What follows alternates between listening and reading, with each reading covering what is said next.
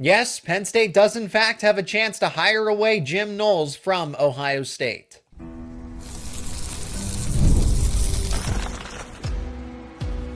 You are Locked On Nittany Lions, your daily podcast on the Penn State Nittany Lions.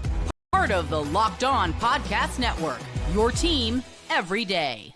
And of course, as always, thank you so much for making Locked On Nittany Lions your first listen and watch every single day. My name is Zach Seyko.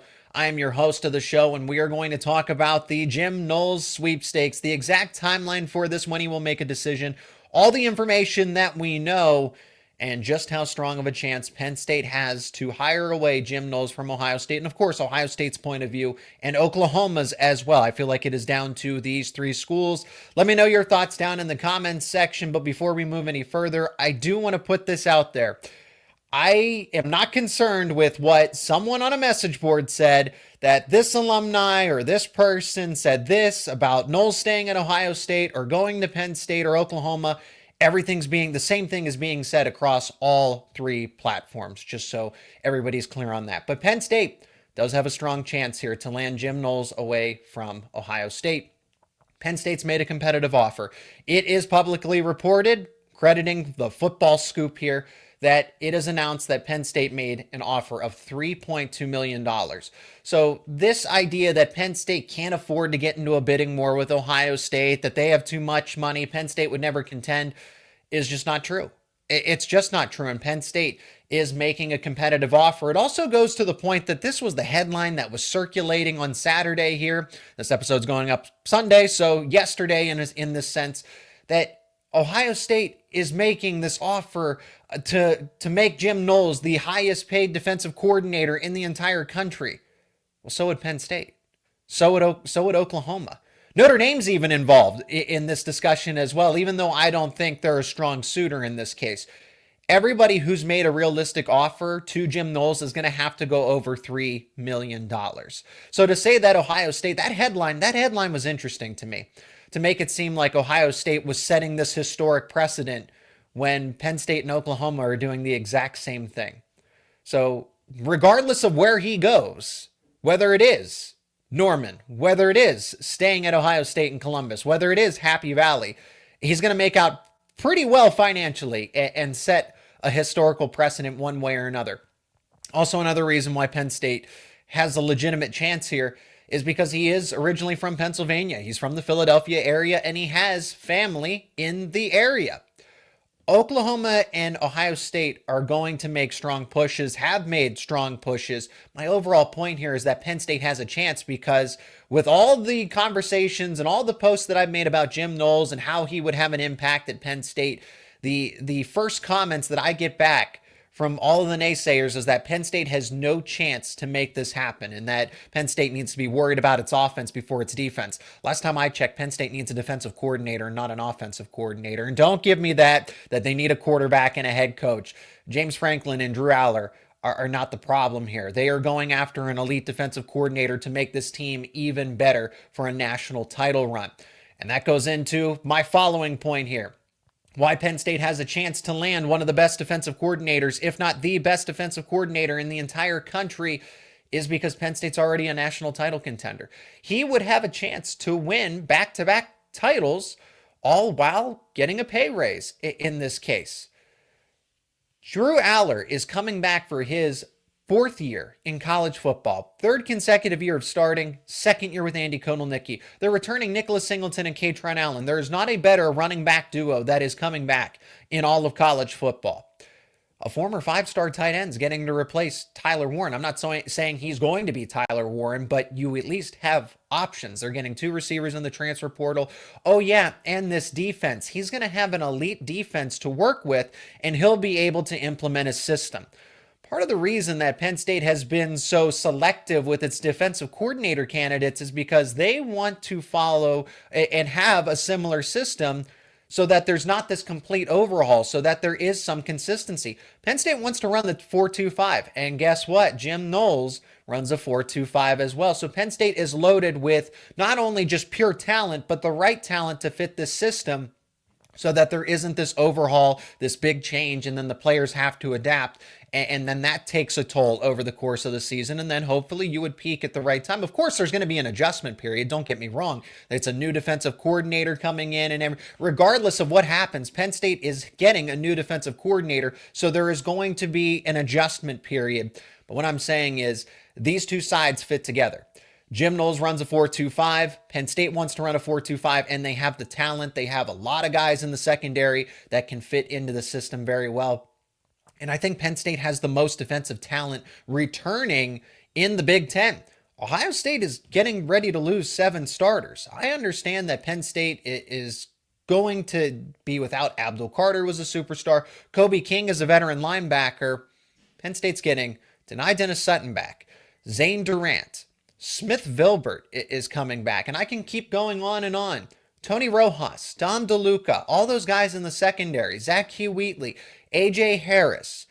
The outsider might say, oh, those are just a bunch of names. Okay, that's fine. But Penn State knows how talented those players are, and all those guys are going to take an additional step forward. And I didn't even mention names like a Zion Tracy and an Elliott Washington. Everybody is going to get better, and then you have the defensive coordinator to get the best out of him. I know that Ohio State has made its counteroffer. And again, that big headline that, oh, he would be the highest paid defensive coordinator in all of the country. Again, Notre Dame did the exact same thing, even though I don't see them as a serious contender. Oklahoma did the exact same thing. So did Penn State. And plus, the highest defensive coordinator hypothetically would make $2.8 million. It's a historic contract one way or another. Let's talk about Oklahoma, because Oklahoma's side of things, they seem very confident that he is going to land there and join Brent Venables' staff. He'll go to Oklahoma. His fiance is there. This is true, but that's not a strong indicator that means it's going to happen. And according to Knowles' family members themselves, the fiance is not going to dictate which job he takes, whether that means he stays at Ohio State, he goes to Penn State, he goes to Oklahoma. That's not going to be the deciding factor here.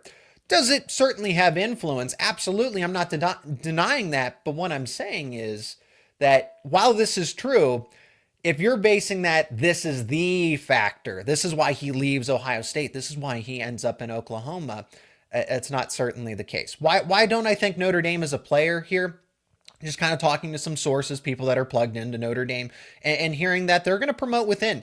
And they got into this a little late in the cycle. I mean, Penn State, unfortunately lost the game against Notre Dame, but they also had an opportunity to start their due diligence to working towards getting a defensive coordinator. So they've been pursuing Jim Knowles longer for Notre Dame in this case, and it sounds like Notre Dame's just going to promote within. They were targeting Jim Leonard over in the NFL to possibly take that defensive coordinator role. They have a different plan. I like this one a lot. Why would Jim Knowles take a demotion? Well, I get it. Ohio State has more football wins, more college football titles. So yes, the perception that this is a demotion is technically true when you weigh it on that. But when you actually think about it, let's talk actual logic here. This is not a demotion. Penn State is a Power 4 Big Ten school. Okay? He's going to get a pay raise regardless. Whether he goes to Oklahoma, whether he goes to Penn State, none of that is a demotion. It's a lateral move, but to say that it's a demotion is just a way to dunk on Penn State because they don't win as many football games. Okay, that's fine. When Tom Allen went to Clemson, I had the exact same attitude. I didn't dismiss Clemson as, oh, that's a step down. He's going to the ACC. It is a Power 4 football job at the end of the day. It's a lateral move. What matters here is money. He's going to get a pay raise at Penn State if Penn State ends up winning here. So I'm not trying to imply this is a guarantee, but do not dismiss Penn State as a legitimate contender to land Jim Knowles at this point in time. Ohio State would have sealed the deal and made him and announced his extension if all was well and good. They just won a title. They just won a college football championship. So why wasn't he already signed to an extension? Because the Oklahoma rumors were happening even before the championship. So there was already an understanding that Jim Knowles was not exactly, this was not secure that he was going to return to Columbus after this season. Now Penn State is involved. My point is that do not dismiss them, and it is down to any of the three. He could go back to the Buckeyes, he could join the Sooners, he could join Penn State. I really think it's a pretty even race here for Jim Knowles. Now, if Penn State were to actually pull this off and hire Jim Knowles away from Ohio State, they would be the team to beat in 2025. Yes, they would be the favorite as a national title contender for this upcoming season. I'll tell you more about it on the other side of this break.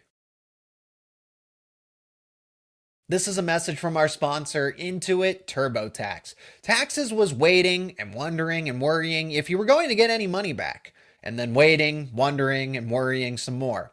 Now, Taxes is matching with a TurboTax expert who can do your taxes as soon as today.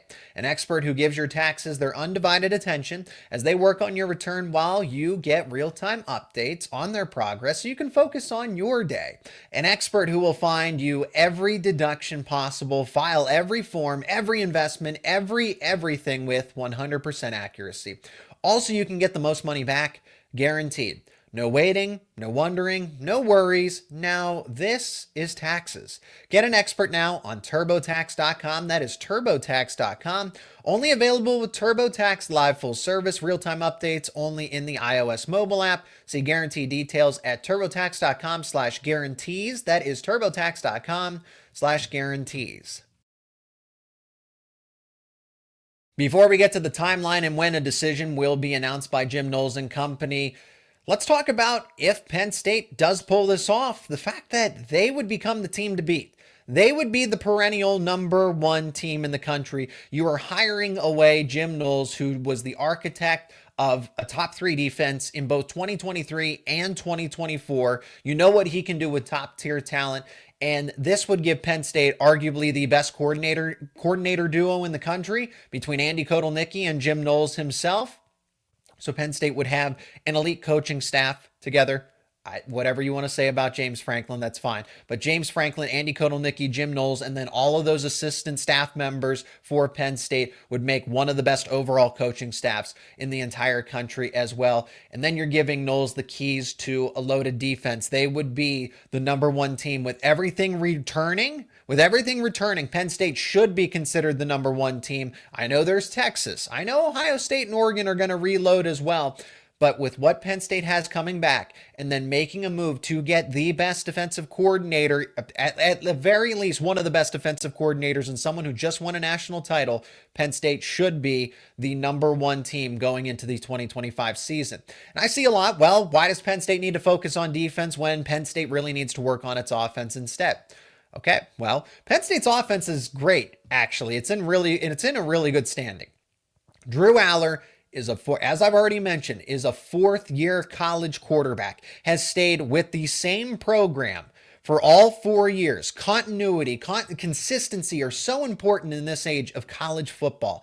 And yes, he is an NFL caliber quarterback. So whatever you want to say to try to dunk on Drew Aller, that is fine. But objectively speaking, he is a future first-round pick at quarterback because of what he is. Does he make mistakes? Are there things that he can improve on? Absolutely. But I think there's a lot of programs that if Drew Aller were to, in an alternate universe, enter the transfer portal, there are a lot of programs that would target Drew Aller as their starting quarterback. So Drew Aller has the QB spot anchored down as that fourth-year guy, third-year consecutive starting, and second year with Andy Kotelnicki. Then you get a dynamic duo, easily the best one. There's no debating this.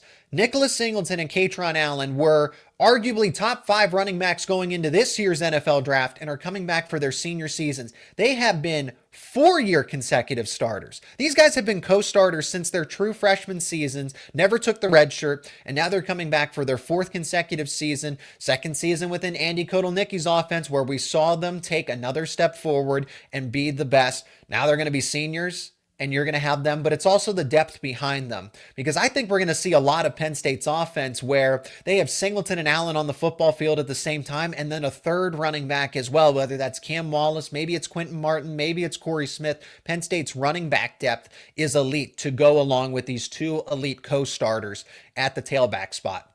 Well, yeah, Penn State, okay, that's not enough. You're right, it's not enough. Penn State has 4 starters returning on the offensive line. Drew Shelton, Vanga Ioane, Captain Nick Dawkins, Nolan Rucci, and honestly, with Anthony Donko's going to eventually return from injury. Then you go get a TJ Shanahan in the transfer portal to create potentially a battle for that right guard spot with prized recruit Cooper Cousins, who's now going into his second season. So the offensive line is getting 4 out of 5 starters back, has the depth as well. And then I already mentioned the tight ends. Former 5-star Luke Reynolds is going to be that next up-and-coming tight end, that great elite tight end at Penn State. There's also Khalil Dinkins. So I liken them to what Theo Johnson and Tyler Warren were in that 2023 season, where you didn't necessarily have that elite playmaker, that Heisman contender that Tyler Warren ultimately became in 2024, but you have 2 really good tight ends. So Khalil Dinkins and Luke Reynolds can split the responsibilities. Eventually, Andrew Rapplier will come back from his injury as well.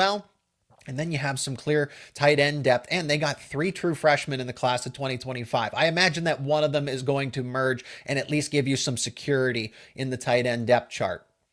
And then they got 2 transfer portal wide receivers as well. I know Trey Wallace and I know Amari Evans are on their way out, but I think Kyron Hudson and Devontae Ross are upgrades and solid replacements for them. They are going to be exactly what Penn State needs in this offense. Well, Penn State needs an elite wide receiver. There's no way they can be this good without any pass catchers. No, they have a bunch of different pass catchers. Let's think back to how Michigan won the title in 2023. If you want to say, oh, it was all Connor Stallions, fine, but I'm here to talk football and X's and O's and personnel. You want to talk about Connor Stallions? Fine, that's okay. For Penn State, comparing them to Michigan in 2023, what did they have? They had J.J. McCarthy as a solid returning quarterback, like Penn State with Drew Aller, a dynamic duo at running back, and honestly, Nicholas Singleton and Katron Allen are much better than what Blake Corum and Donovan Edwards were in that 2023 team. The offensive line, maybe, who knows if they're going to be Joe Moore Award winners. Michigan's offensive line certainly was that. I can't say that Penn State's offensive line is too far behind. And then who was that elite wide receiver for them? Roman Wilson, while good, while valuable, I wouldn't exactly call him elite. Kyron Hudson doesn't need to be this elite playmaker. He can catch anything that you throw at him. He's got some of the best catching ability in all of college football. Watch the highlights. He doesn't miss anything thrown his way. Separation's a question mark, but, on 3rd and 7, if you just give him enough room, and that's where scheme matters. That's where Andy Kotelnicki matters. Kyron Hudson can be that guy that just gets enough space in the scheme that he's not going to have any drops for Penn State. So Drew Aller and him should be able to develop a reliable connection. Oh, and then there's Devontae Ross, who's coming in as just the ultimate speed threat. How do you help out your ground game? You give the offense a threat that can go over the top, that forces safeties to stay back, and then you have to respect the ground game, the play action, and Devontae Ross's ability to get behind the defense. And that's just going to only help Singleton and Allen. This is a Penn State team that's going to rely on the ground game, that's going to emphasize rushing the football once again with Andy Kotelnicki's system. 600 carries. They carried the ball overall 600 times. I fully expect the same thing with Andy Kotelnicki being back for year 2. And that's what this offense is going to rely on. They don't need a number 1, a true elite wide receiver. Would that be nice? Would that be helpful? Absolutely. But they have elite running backs. They have what's turning into an elite offensive line. And I'll say that Drew Aller can take the next step forward. He can get better. Did he have a bad game against Notre Dame? Absolutely. But there were a lot of games that Drew Aller won because he kept Penn State in it or helped Penn State stay ahead. So they're retaining a ton of talent for this season. Already went through the defense that Jim Knowles would be inheriting.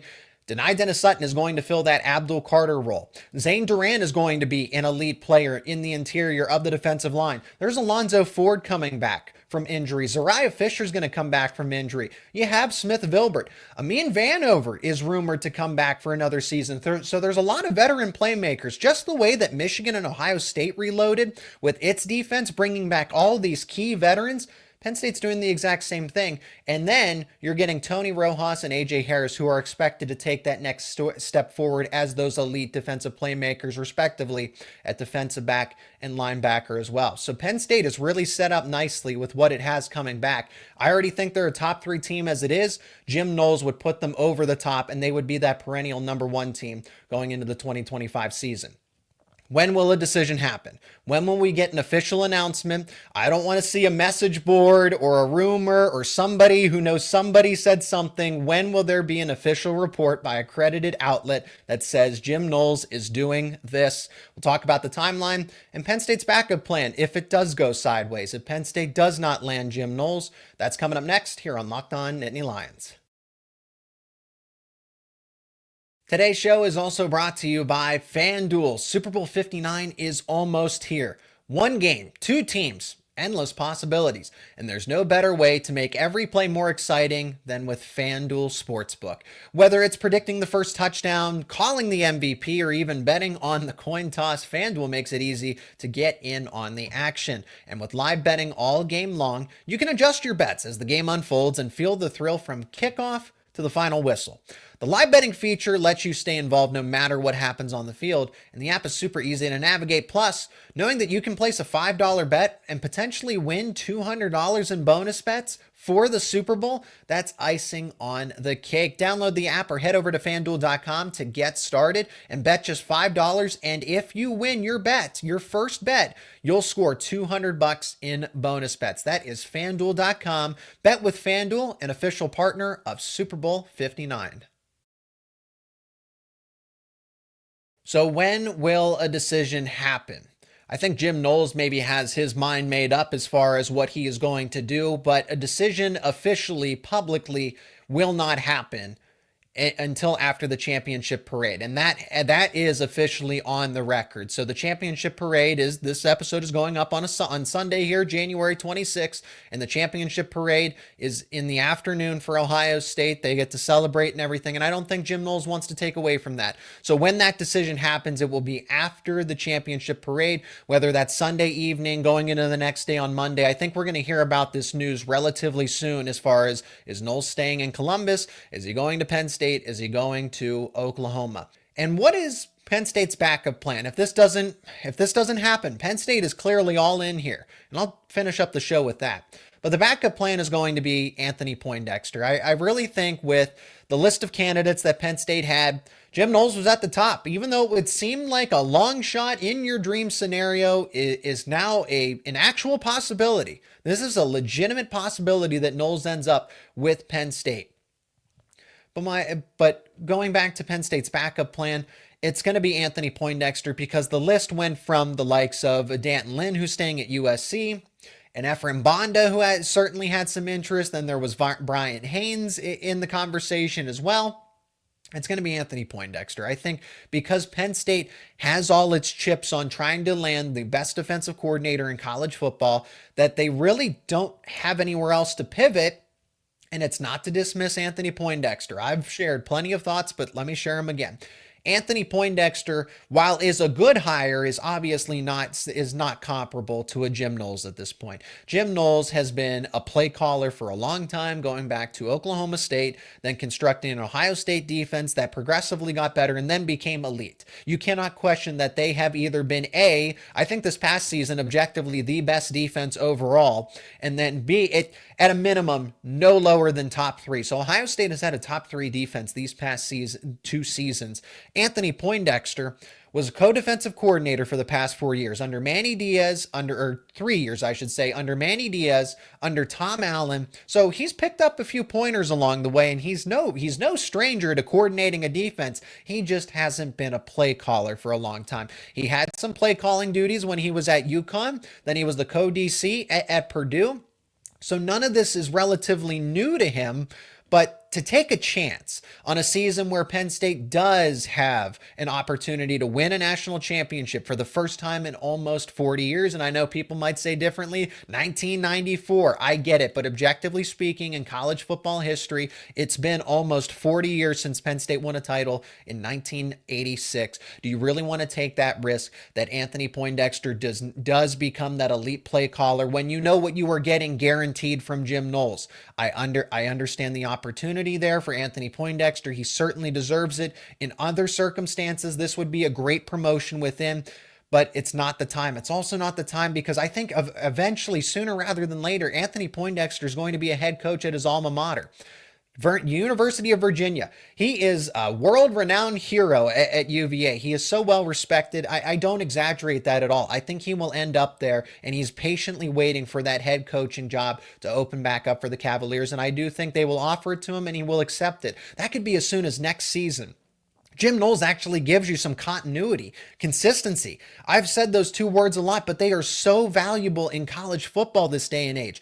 Anthony Poindexter might have an opportunity to precede his career. Jim Knowles can give you somebody at defensive coordinator that's not going to go anywhere or has the possibility of going anywhere with this pay raise that, again, Penn State's on the record offering $3.2 million.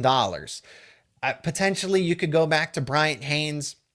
I know that Ryan Walters was a hypothetical option, but he's over at Washington. Bryant Haynes is the defensive coordinator at Indiana. His system, it doesn't exactly mesh with what Penn State wants to do, what James Franklin wants to do. Jim Knowles does. I'm not saying these are bad options, but when you compare them, Bryant Haynes at Indiana, promoting within with Anthony Poindexter, I really think it is officially down to it's Jim Knowles, and if it's not Jim Knowles, hey, we're going to have to say promote Anthony Poindexter. It's a good hire. It's a good promotion. He certainly deserves it, and he's not a bad option, but there's certainly one that's better out there with Jim Knowles. So it's all or nothing here with Jim Knowles, or Anthony Poindexter gets the promotion, and hopefully he can really grow into that role and maybe hit his stride going into later in the season, into the postseason, and from what he's learned from Manny Diaz and Tom Allen as well. Manny Diaz had a top 5 defense at Penn State. Tom Allen gave Penn State a top 10 defense. There's certainly something to be learned from both of them. I'll wrap this up with how Penn State, one way or another, above all else, is showing commitment.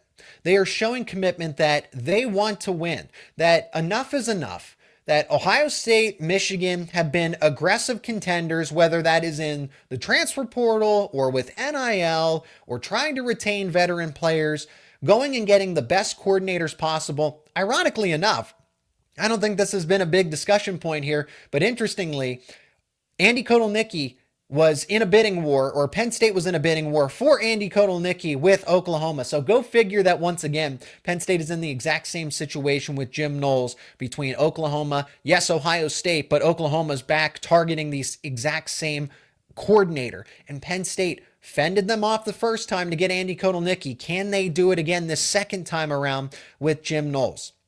But I respect Penn State. Neely Bendapudi, Pat Kraft, James Franklin. Franklin wasn't kidding when he said that for the first time in my tenure at Penn State, there is true alignment.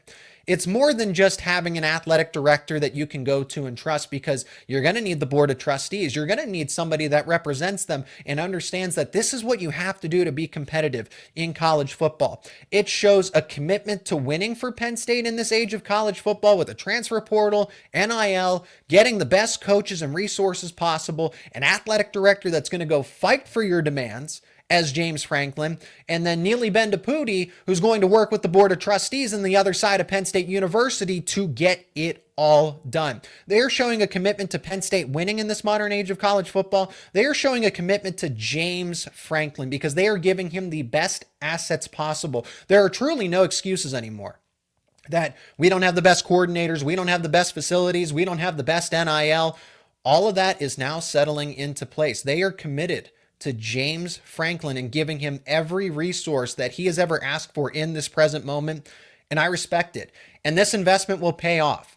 If you think that $3.2 million or maybe even more, who knows what the exact official offer will be when all's said and done, if there has to be negotiations and other bids to try to get Jim Knowles at the end of the day. If Penn State wins this bidding war with Oklahoma and Ohio State, A national championship will certainly pay off this investment. You're going to get it back with the brand awareness, brand recognition. Penn State's looked at as this perennial 10-2 team that is an afterthought when you think of Ohio State, Oregon, Georgia, Alabama, Michigan. I can continue to go on and on, but Penn State is looked at a fringe top 10 team in terms of overall brand awareness in college football. The national championship, that's the idea. It will offset the cost. You will get a huge return on investment between financially and tangibly with brand, respect, and awareness at the end of the day. And yes, you will financially because you'll get the TV. It's not just about the Big Ten TV contract. Getting to the postseason, just think about that. All the parking, merchandise sales, all that stuff adds up. And if Penn State's going to go on a postseason run, they will continue to be, because I imagine they made a lot of money from winning the Fiesta Bowl and getting to the Orange Bowl. Imagine if you get that extra step to the national title. 3.3 million plus certainly will pay for itself. But that's the idea, is that Penn State now has an opportunity to be a true national title contender. One of the favorites, objectively speaking. I might say that they're the number one team going forward with a potential hiring of Jim Knowles, but they are certainly going to be a top 3 team to the outsider as well in this case. So this is a massive move. Hopefully it pays off for Penn State. It's going to do it here on this edition of Locked On Nittany Lions. Of course, let me know your thoughts down in the comments section. I appreciate each and every one of you for checking out this episode. If you are new to the show, please subscribe to the YouTube channel and wherever you get your podcasts. We do this every day. It is the Locked On Podcast Network. It is Locked On Nittany Lions, where we talk about your favorite Penn State sports teams here. Penn State football, Penn State basketball, Penn State wrestling. It is all right here on Locked On Nittany Lions.